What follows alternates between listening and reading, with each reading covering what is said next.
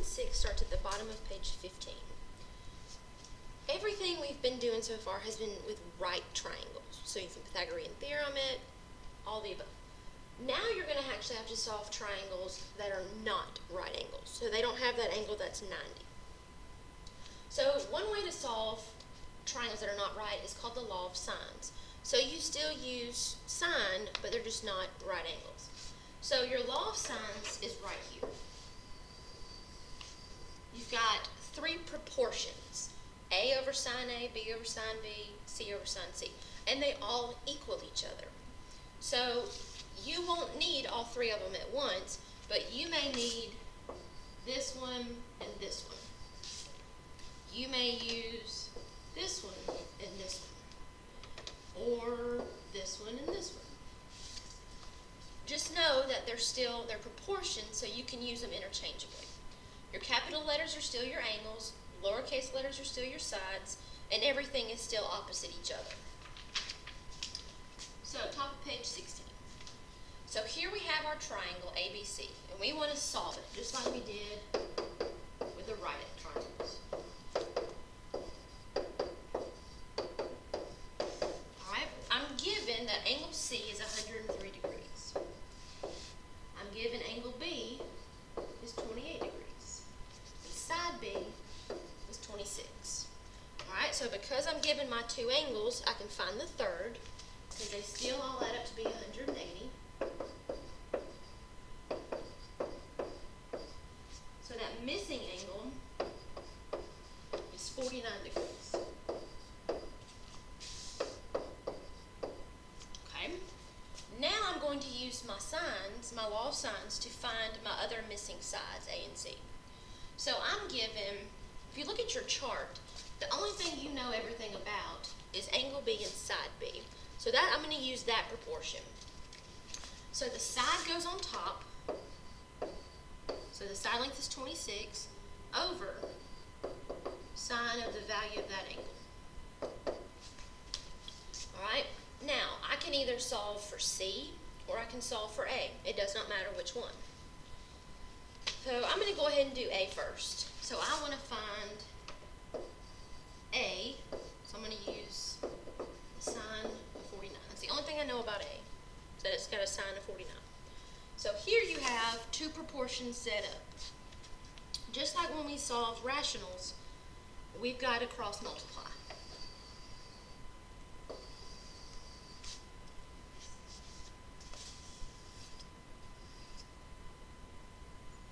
We're going to have 26 times sine 49 equals sine 28 times 8. So I'm going to go ahead and simplify this side right here. I'm going to put that in my calculator. And I get 19.6. So now, to get that A all by itself, I'm going to divide by the sine of 28. Do it to one side, I have to do it to the other. So now I'm going to put 19.6 divided by the sine of 28 in my calculator, and I get 41.8 equals A. So now I can fill in side A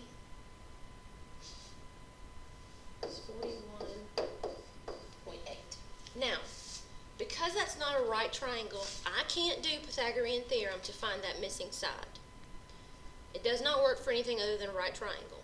So, because I'm still missing side C, I've got to do the law of sines again. This time to solve for C. So I'm going to set up, I'm going to use B again. I can use A, I can use B, it does not matter which one. So side of B is 26 over sine of 28, which is its angle. And this time I need C. And C has a sine of 103 degrees. So again, we're going to cross multiply.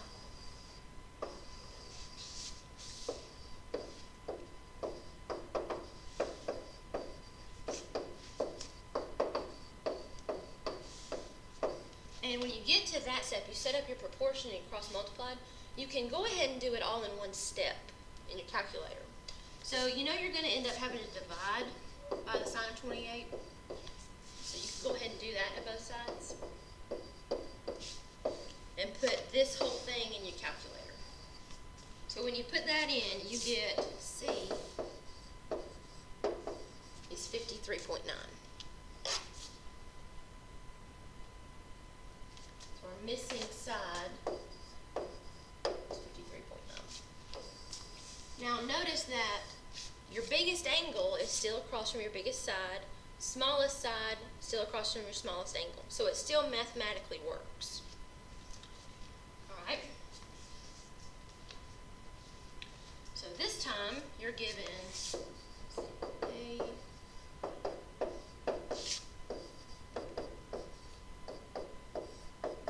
So this time you know that angle B is 118 degrees. Angle C is 36 degrees.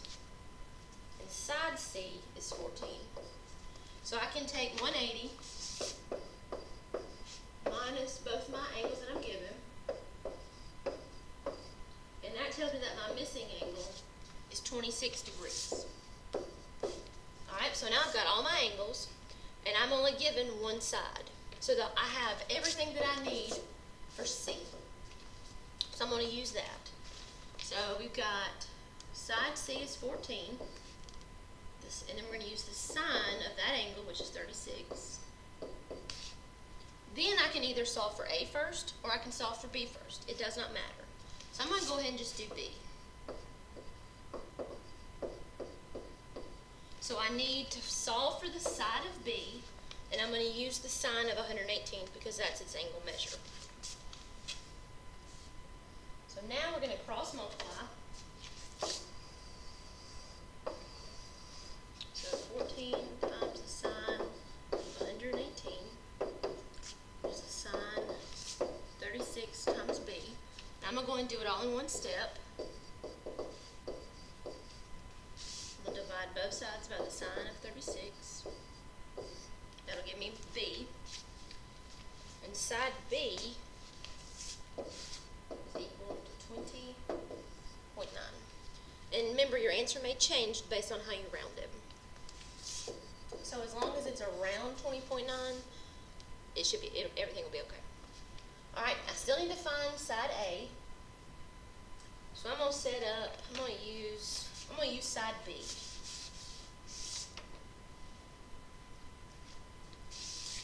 So A,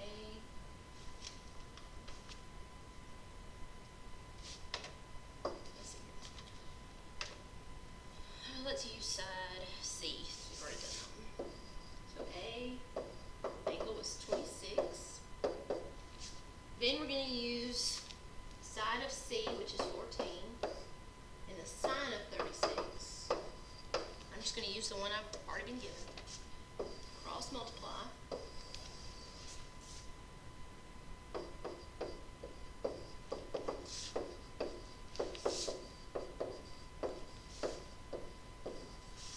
Divide.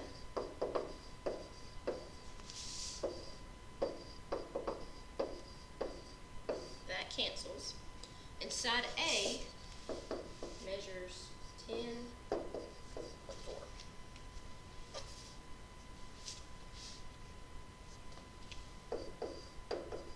If you look, your angles, the smallest angle is across from the smallest side, the biggest angle across from the biggest side.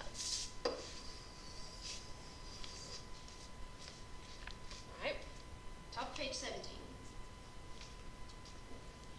Alright, this time you're listed out what you've got, so you go ahead and label your triangle first. So you're given angle C is 122 degrees. You're told side A is 12. And side C is 18. Alright, so we still need, I'm just going to go ahead and write all of them out again. That way I can easily see what all I need still.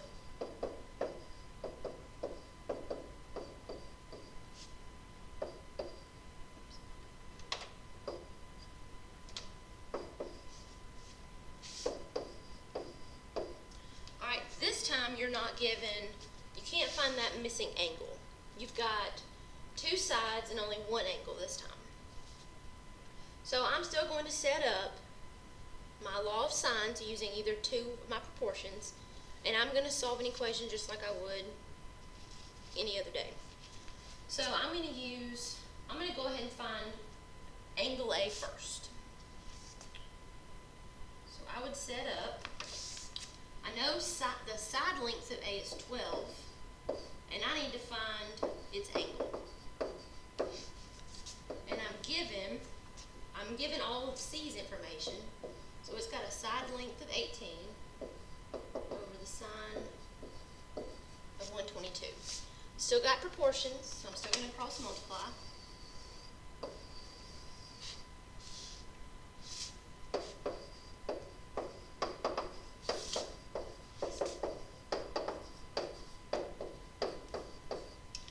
This time though, you're given that side, you need to find the angle measure. So I'm going to go ahead and get that all by itself by dividing.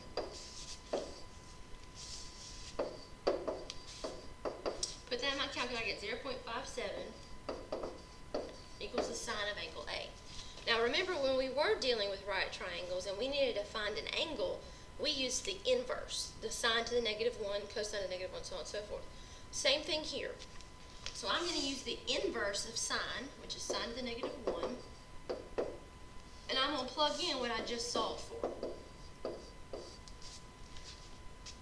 When I do that, that gives me angle A is 34.8 degrees.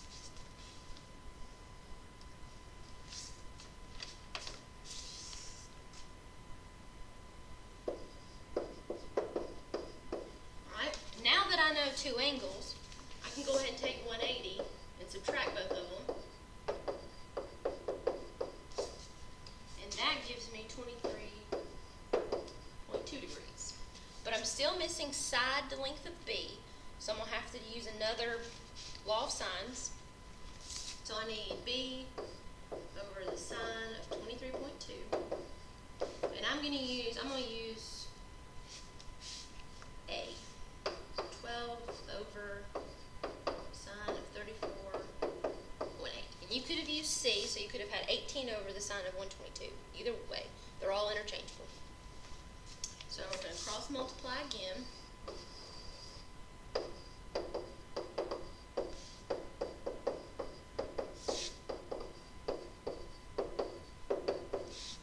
Divide by the sine of 34.8.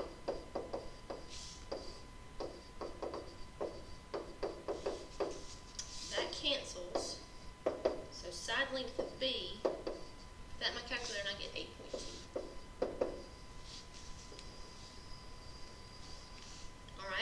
Pause this one, and you try that last example at the bottom of page 17 by yourself.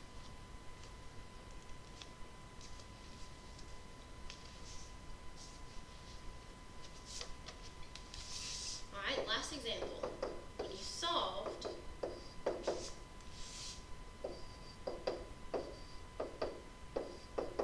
you're given angle C is 96 degrees, side A is 17, and side C is 19.